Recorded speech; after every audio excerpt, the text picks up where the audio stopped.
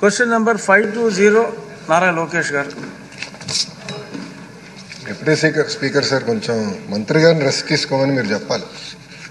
అవునా? ఎందుకంటే నిన్న కూడా జ్వరంతో వచ్చారు, కౌన్సిల్ కూడా జ్వరంతో వచ్చారు. చెప్పా రెస్ట్ తీసుకోండి, 2 రోజులు కోలుకోవాలి. మీరు సరే పడుకోవట్లేదు అని చెప్తాను, వినట్లేదు. మీరన్నా చెప్తే వింటారేమో.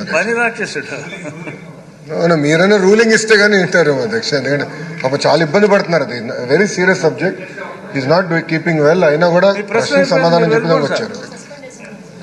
అన్నా గురించి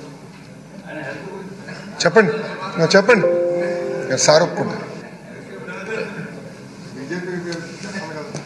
అదేంటి సార్ వద్దంటారు? అత్యంత క్లిష్టమైన శాఖ మన గౌరవనీయులైన నిమ్మల రామానాయుడు గారు చేస్తున్నారు అధ్యక్ష.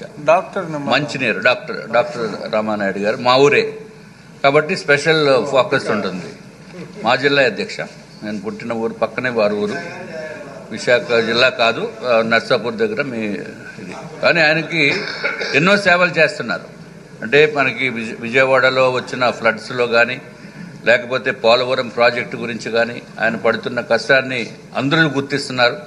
ఆయన ఆరోగ్యం బాగున్నప్పుడు ఆయన సభకు రావటం అనేది సబబు కాదు అధ్యక్ష. దయచేసి గౌరవ మంత్రి గారిని రెస్ట్ తీసుకుని ఆయన ఆరోగ్యం కుదిరిపడిన తర్వాతే సభకు రావాలి తప్ప నార్మల్గా లేకుండా మీరు ఒక రూలింగ్ ఇచ్చి మన అందరి తరపున కూడా వారికి విన్నవించుకోవాల్సిన అవసరం ఉంది అధ్యక్ష.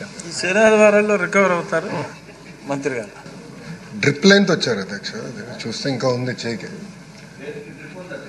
డ్రిప్ లైన్లో ఉంది.